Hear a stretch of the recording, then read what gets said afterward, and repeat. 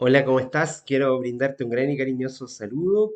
Nuevamente seguimos con esta serie temática acerca del Evangelio dentro del Antiguo Pacto, expresado en el libro de Isaías. Hemos visto varias cosas muy relevantes e importantes acerca de la persona de Isaías y las características que tiene este libro.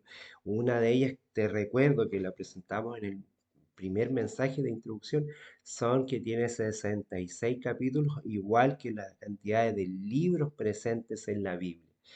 Y que incluso hacen, cada uno de estos capítulos hacen un símil con uno de los libros que corresponde. Y en la forma en que está ordenada también se parece mucho a cómo el canon bíblico está ordenado, el canon bíblico que usamos nosotros los cristianos protestantes principalmente. Eh, bueno, así, si no has tenido la oportunidad de ver los mensajes anteriores, te invito a que los puedas ver porque estas series temáticas tienen un orden y un sentido porque están presentados así. Más allá de utilizar a lo mejor un texto bíblico, de utilizar un mensaje desde ese punto, nosotros estamos utilizando temáticas. En otras oportunidades, en otras ocasiones, hemos estudiado capítulo por capítulo, mensaje por mensaje, pero ahora en este libro nos estamos presentando desde algunas temáticas. Por ejemplo, en el primer mensaje de este año 2024 comenzamos hablando desde Isaías 17. Hicimos mención desde el capítulo 16, 17 y 18. Mencionamos algunos mensajes del versículo de los capítulos 14 también. En esta oportunidad nos daremos un gran salto e iremos principalmente por lo que queremos hablar. Y queremos hablar en esta oportunidad acerca de cómo Dios rescata a su pueblo. En el tema anterior vimos cómo Dios hace justicia con los enemigos. Y Dios es consecuente porque si se muestra en la persona de Cristo y dice que debemos amar a nuestros enemigos, el primero que lo hace así es Dios en la persona de Jesucristo, pero también cuando se presenta en el antiguo pacto y cómo el Señor se manifestó en amor con los asirios, cómo se manifestó en amor con los babilónicos, cómo se manifestó en amor con los medos y los persas, y podemos nombrar muchos personajes. En el mensaje anterior hablamos de Nabucodonosor, cómo el Señor en más de una oportunidad mostró su misericordia hacia él, cómo mostró la misericordia a Ciro, cómo mostró la misericordia a Darío, cómo mostró la misericordia hacia Suero o Jerjes, que quizás tú que viste la película 300 cuando ese personaje, Jerjes, poderoso, casi un dios, es vencido por 300 espartanos. Quizás esa la historia la conocen más, pero también Jerjes es Asuero, casado con una mujer llamada Adasa, que quizás en la Biblia tú la conoces como Esther. Así que el Señor siempre se ha mostrado en misericordia, siempre se ha mostrado en amor, porque si Él nos invita y nos señala cómo debemos actuar, es porque Él lo hizo primero. Si el Señor nos invita a dar de gracia, es porque de gracia nos ha dado a nosotros. Si el Señor nos ha dicho que amemos aún hasta nuestros enemigos, es porque Él amó a los enemigos y esto fue el mensaje que yo quise de una manera muy simple y sencilla tratar de aclarar en breves palabras cómo el Señor se manifestó, como Cristo en su amor habló y les dijo claramente a los que eran de otro pueblo que Él tenía que venir a rescatar a las ovejas perdidas de Israel porque eran los que estaban perdidos, los que se sentían elegidos. Y mostró su amor en una predicación con 4.000 extranjeros. 4.000 extranjeros, solamente contados los hombres. Hay una predicación de 5.000 donde el Señor se manifiesta y presenta su predicación, pero también hay una predicación cercana a la Decápolis de 4.000 extranjeros, donde quizás si lo multiplicamos por tres, tomando en cuenta a mujeres y niños, vemos la misericordia de Dios expresada a pueblos con otros orígenes. Y eso es maravilloso. Y eso es muy importante que tú y yo podamos ver.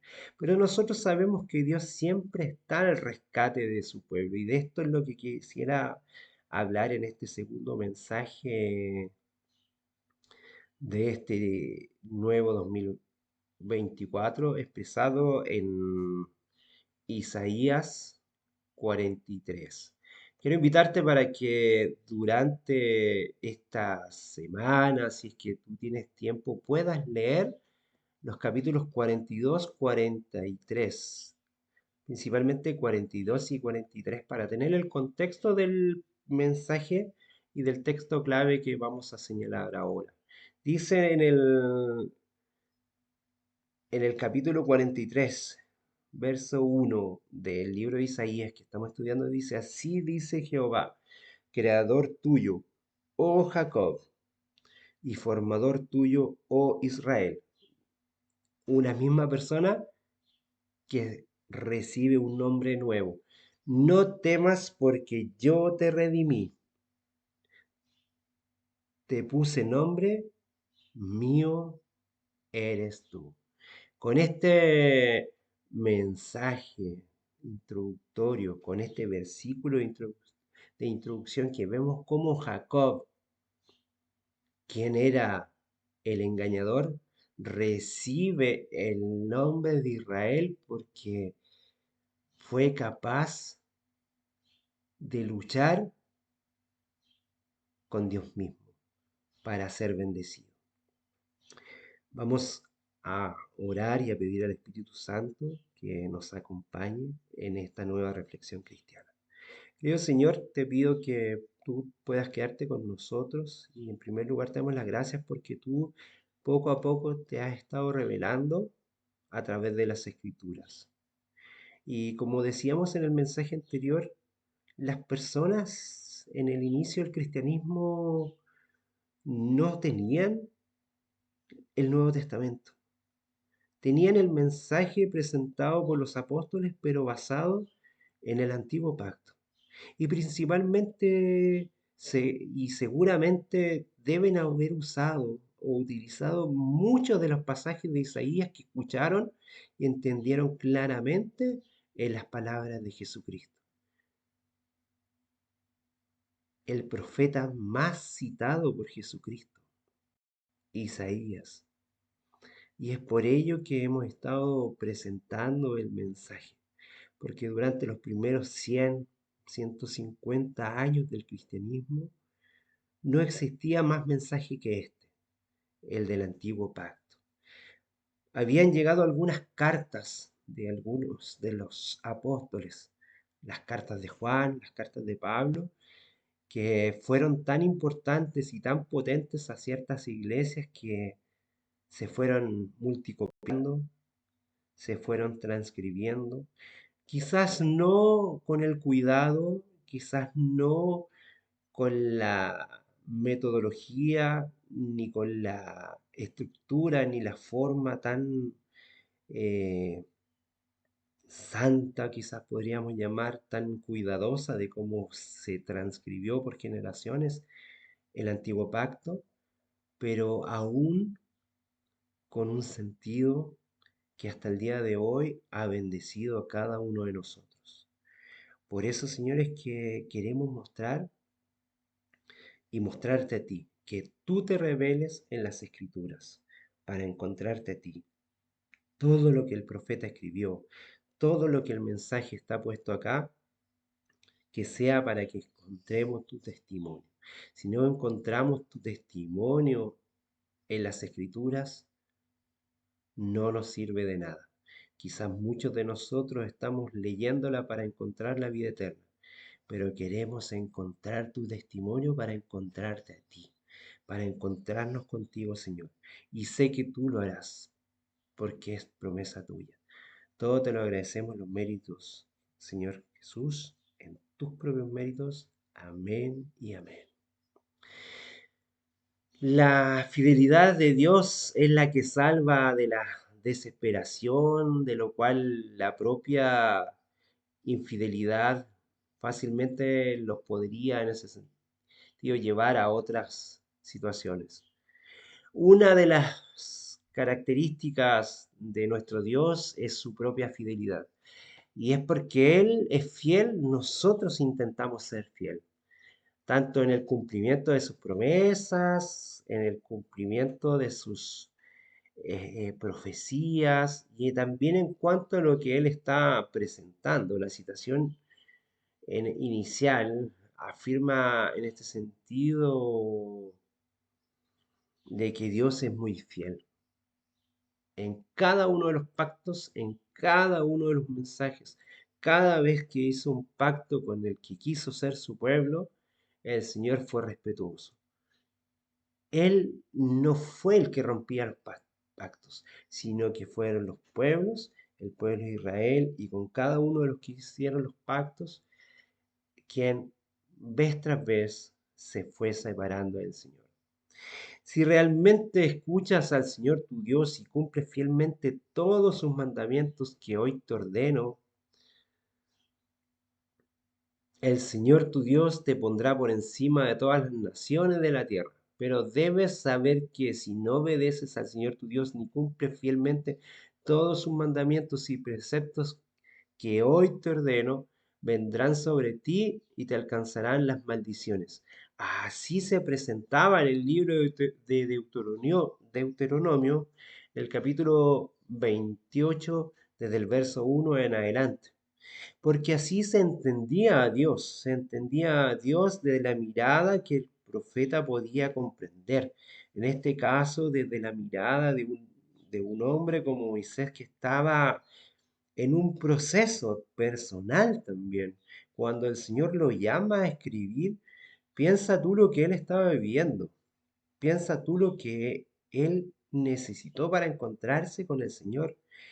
Primero tuvo que deshacerse completamente de lo que él era, un general de ejército, el más poderoso dentro de los poderosos, y transformarse en un sencillo pastor de ovejas por 40 años que llegó a perder casi el habla y aprender el conocimiento que había adquirido por tantos años.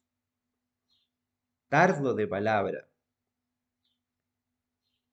pero el Señor tuvo que cambiar todos sus esquemas de pensamiento, cada uno de sus paradigmas, tuvo que transformar a ese general de ejército, a ese estratega militar, a ese hombre duro de corazón, a llamarlo al hombre y llegar a llamarlo el hombre más manso sobre la tierra. Con esa persona tuvo que trabajar el Señor y con esa persona en sus limitaciones Él entrega un mensaje como el de Deuteronomio 28 y entiende a Dios desde esa lógica, a Dios dando lo bueno y a Dios dando lo malo. Porque ¿cómo conoció también Moisés y cómo se encuentra con el Señor también de cierta manera? Se encuentra con el Señor a través de su suegro, un hombre entregado dentro de un pueblo, digamos, apóstata, dentro de un pueblo madianita que no tenía al Señor como Dios, un pueblo idólatra. Ahí había un sacerdote de Dios, Jetro o Jetro.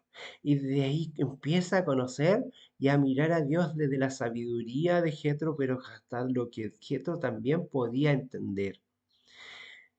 ¿Y cómo conoce Moisés? No sé si tú has escuchado, seguramente todos los cristianos hemos escuchado que el primer libro escrito y el último en ingresar al canon bíblico del Antiguo Testamento fue el libro de Job. Y desde ahí, seguramente Moisés, conociendo la historia de Job y la llega a transcribir desde lo que él escucha, él entiende a Dios desde esa lógica, desde un Dios que presenta lo bueno y presenta lo malo. Pero es muy interesante porque hoy día tú lo entiendes desde que fue Satanás quien hizo lo malo a Job y hizo todo lo malo en el Antiguo Testamento. No era Dios quien estaba haciendo lo malo, sino que era Satanás quien estaba haciendo lo malo en el Antiguo Testamento, porque lo ves a la luz de Cristo. Pero sin embargo, quizás fue un factor de protección para el pueblo de Israel que el Señor usara a Moisés, un hombre con otra lógica de pensamiento, que quizás era tardo de pensamiento, que quizás era tardo de habla, que quizás no tenía todas las palabras semíticas porque él tenía palabras egipcias para presentarse. Y muchas de las palabras que él escribió en la Torá están tomadas del idioma egipcio, porque no tenía la palabra adecuada o la palabra idónea dentro del hebreo que él no dominaba claramente. Recuerda que él se expresaba a través de su hermano, Aarón, quien era el sumo sacerdote y se comunicaba con el pueblo porque él no podía expresar todo lo que quería comunicar. Y el Señor es así, el Señor es tremendo. O sea, pone a un hombre casi con una mentalidad desarrollada en otro pueblo, pensando como un extranjero, lo lleva por 40 años a una tierra pagana y a ese hombre que con 80 años, que casi ya no recordaba el mensaje y que miraba a Dios desde la lógica de un hombre que quería presentar a Dios a un pueblo pagano como los madianitas. Con ese hombre, el Señor quiere llevar nuevamente a su pueblo a la liberación, porque primeramente lo quiere llevar a la liberación para luego entregarle su ley de amor. Es tremendo y extraordinario. Tremendo y extraordinario. Y con él comenzamos a entender la misericordia del Señor y cómo el Señor está al favor de su pueblo. Es tremendo y es maravilloso también. La implicación directa acerca de esta fidelidad de Dios, una fidelidad divina que tú y yo no podemos tener, se expresa en la verdad que podemos confiar plenamente en Él. Podemos confiar plenamente en el Señor. En el capítulo 43 de Isaías está llena de esta fidelidad, pero que es una fidelidad inmutable y benigna. Entonces te invito a que tú lo puedas leer. La propuesta de este comentario no es analizar verso por verso, porque eso es una labor que tú tienes que hacer, sino que levantar temas amplios y globales a lo largo del capítulo 43. Proponemos cuatro ideas principales dentro de esto. El profeta certifica la liberación del pueblo de Dios. Lo mismo que estamos hablando de Moisés, para que el pueblo reciba mandamientos, para que reciba ordenanzas, para que reciba ley, primero tiene que liberarse. Mira el concepto interesante. Cuán mal hemos presentado quizás los mandamientos y la ley de Dios sin antes darle la libertad a quien está cautivo. En segundo lugar, la sentencia que el Señor pone hacia su propio pueblo y en su actuar que muchas veces es impío. En tercer lugar, vemos cómo la salvación alcanza a Israel que no la merece. Recuerda lo que leímos en un primer versículo. Dice, ahora, en Isaías 43, uno dice, ahora así dice Jehová, creador tuyo. Oh Jacob, el nombre que tenías antes era de un engañador. Yo te formé y te transformé en otra cosa, te transformé en Israel, te puse un nombre nuevo porque yo te redimí. Lo mismo que pasó con Isaías, que lo manda a predicar, y Isaías recuerda lo que vimos en el segundo mensaje. Él dijo, yo tengo labios impuros, ¿cómo yo voy a ir a predicar? Tranquilo, Isaías, yo te limpié para que tú puedas predicar mi mensaje. Te puse nombre nuevo, se le dice a Israel, que era Jacob, el gran engañador. Te puse nombre nuevo porque ahora eres mío. Tú eres mío. Tú eres propiedad mía. Aunque seas un estafador, aunque seas un engañador, aunque seas un mentiroso, yo te liberé para entregarte mis preceptos. Primero te libero, luego te entrego mis mandamientos, luego te recalco que la salvación te alcanzará. Y por último, como un cuarto punto, la exhortación de Dios y a su pueblo está por sobre el pecado, porque Dios ama el pecador y aborrece al pecado no porque tenga un tema con la santidad, Dios sigue siendo santo siempre, sino que tiene un problema con el pecado porque te hace mal a ti y me hace mal a mí. Porque sabe que el pecado nos destruye, porque sabe que el pecado nos da solamente muerte. Y es por eso que el Señor hará todo, todo, todo lo que esté en sus manos por perdonarte. El nombre del Señor Jesús es ese. Dios es salva. Dios es el que salva. Dios te está salvando y Dios hace todo para salvarte porque Él no quiere que sufras en el pecado. La liberación del pueblo de Dios es confirmada y no, comienza. ¿Por qué nombramos a Moisés en este tema que estamos hablando de Isaías? Es porque Dios para entregar sus mensajes siempre liberta.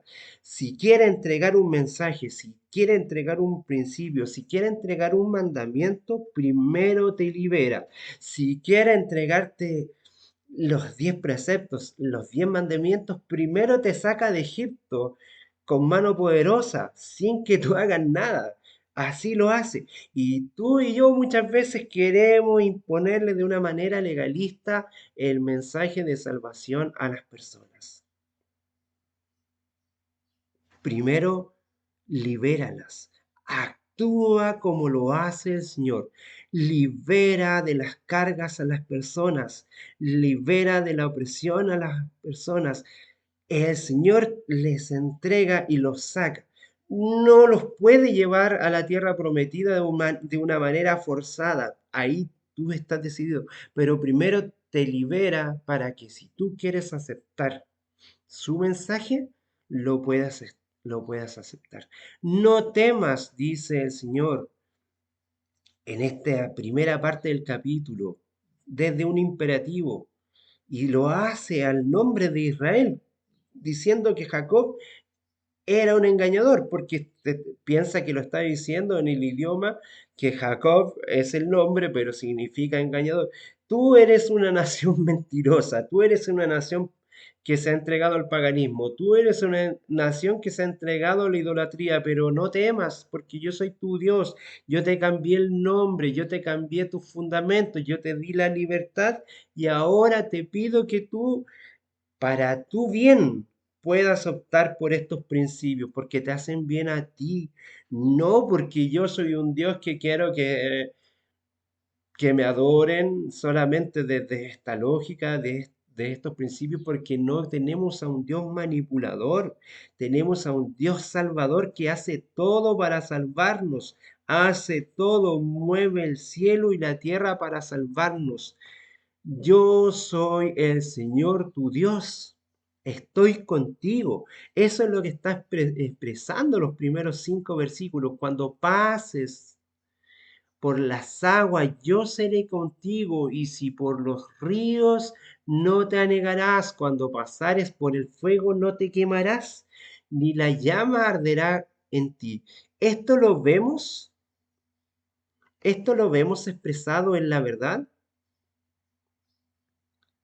Vemos cómo el Señor se manifiesta de esta manera. ¿Acaso no ocurrió en la liberación? ¿Acaso no ha ocurrido en tu propia liberación desde tu mente y desde tu corazón? El Señor siempre nos habla así y nos dice, atestiguar en favor de Dios, vosotros sois mis testigos, dice Jehová.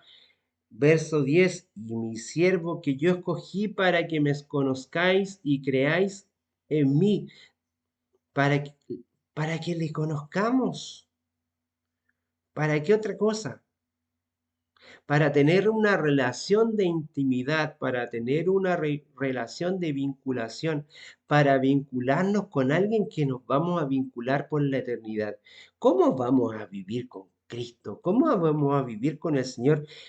¿Cómo quieres conocerle? ¿Cómo vas a vivir con el Señor por la eternidad si todavía no te has dado el permiso de conocerlo acá? El verso 13 en este mismo capítulo, en esa contienda entre Dios y cómo se expresan con los otros dioses y cuáles vemos ahí un objetivo práctico que dice, desde los tiempos antiguos yo soy y soy el único. No hay quien pueda librar de mi mano lo que yo hago. Nadie puede desbaratarlo. Somos llamados a ser un testigo de Jesucristo. En nuestro testimonio de vida debemos presentarlo. Y en el relato complejo de los versos 8 al 13 se refleja un cuadro de esta iglesia actual, esta iglesia contemporánea, esta iglesia del tiempo del fin, que tenemos oídos pero somos sordos, tenemos ojos pero estamos ciegos. ¿Será que nuestras prácticas, nuestras predicaciones, nuestros mensajes, nuestras oraciones reflejan el mensaje genuino de Cristo para que seamos verdaderos testigos? ¿Estamos testificando del Señor? Y también hay el mensaje que decíamos en el cuarto punto, entre estos primeros 13 versos que veíamos del capítulo 43, tienen el objetivo de despertar a Israel, hacerlo sentir que es Israel y que ya no es Jacob, para confiar en los relatos del Señor y en su propia narración. Luego en el inicio del verso 14 vemos a Dios como un redentor, porque Él es quien nos defiende, como un juez, que era la labor del juez que nosotros no logramos entender porque lo vemos desde una mirada de juez, desde una mirada de juez puesta en una cultura occidental, pero el Señor te muestra al juez o a los jueces del pueblo de Dios. Cuán diferente eran. Isaías 49, verso 26 dice, haré que tus opresores se coman su propia carne y se embriaguen de su propia sangre como si fuera vino. Toda la humanidad sabrá entonces que yo el Señor soy tu Salvador, que yo el poderoso de Jacob soy tu Redentor. Él es el que redime, Él es el que transforma, Él es el que pone un nombre nuevo y ya no te llamará Jacob, te llamará Israel porque ya no estás para engañar, estás para estar unido a Cristo. El verso 15 resalta que Dios es santo, creador y tiene el poder real y es el Dios por sobre Israel. Todos estos acontecimientos, Yahweh, santo de Israel, creador, rey, que maneja todos los tiempos y pone y asciende y hace caer reinos. El Señor es quien domina cada uno de estos mensajes. Pero sigue el capítulo 43, dice que a veces olvidamos de las cosas de antaño y ya no estamos mirando en el pasado lo que el Señor hizo a través de nosotros, o cómo el Señor nos liberó y cómo el Señor nos lleva hacia la luz. El Señor siempre nos llevará a la luz, así como lo hizo en el pasado, así como en el mensaje anterior hablamos de Persia, esa Persia del Ciro el Grande, un imperio persa gobernado por Ciro, que se constituye en un territorio más grande que los imperios de Egipto y babilónico y asirio, que iba desde Palestina hasta la actual Pakistán. Imagínate, todo el mundo servía hacia los persas.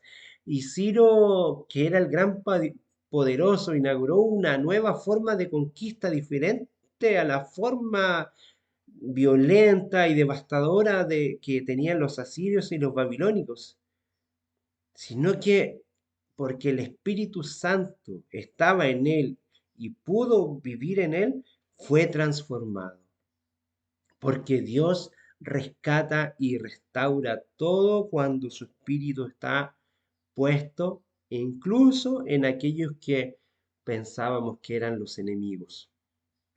Y así pasó con Nabucodonosor también en la conquista de Babilonia, con la muerte de Nabucodonosor, el rey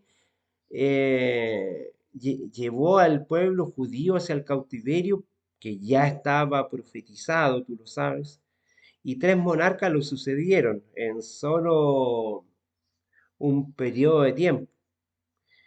Eh, y en ese sentido, su nieto Baltasar, llamado hijo, obviamente, por, por cómo se consideraban ellos también, o sea, Belsasar o Baltasar, mencionado en la escritura en Daniel 5, algunos días después de utilizar y mirar también y despreciar el amor de Dios, es condenado por un dedo que pone fin a su reinado. Ciro toma posesión de la ciudad, perdonó a los habitantes, incluso prestó eh, la adoración para que ellos que tenían sus dioses pudiesen seguir adorando y respetar los cultos. Incluso el culto del Dios invisible, que era el Dios Yahweh de los judíos, y les permitió la liberación al pueblo de Israel. Porque el Señor así actúa con su pueblo. Vimos en el mensaje anterior que el Señor con los enemigos actúa con amor y con su pueblo, a pesar de que en algunos momentos este pueblo se sienta que ya no tiene esperanza, que este pueblo es considerado o se siente en la condición anterior por ser un engañador, el Señor le llama de una manera distinta. Ya no te llamaré Jacob, porque yo te cambié el nombre. Ahora te llamo Israel. Y así se presenta. La liberación del pueblo de Israel siempre está presente. Dios siempre está para salvar, lo hemos dicho. Dios siempre está para libertar. Hay un canto popular de un grupo que se llama Los Ríos de Babilonia, y está basado en un salmo, en el Salmo 137, del 1 al 8. Dice: junto a los ríos de Babilonia, allí nos sentábamos y aún llorábamos acordándonos de Sión. Hija de Babilonia, la desolada, bienaventurado el que te diere el pago de lo que tú nos hiciste.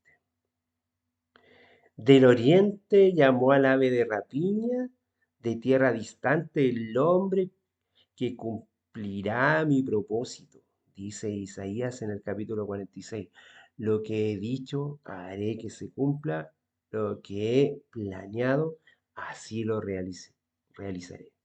Así dijo Ciro, el rey de Persia: el Señor, el Dios de los cielos, me dio todos los reinos de la tierra y me ha encargado que le construya un templo en la ciudad de Jerusalén,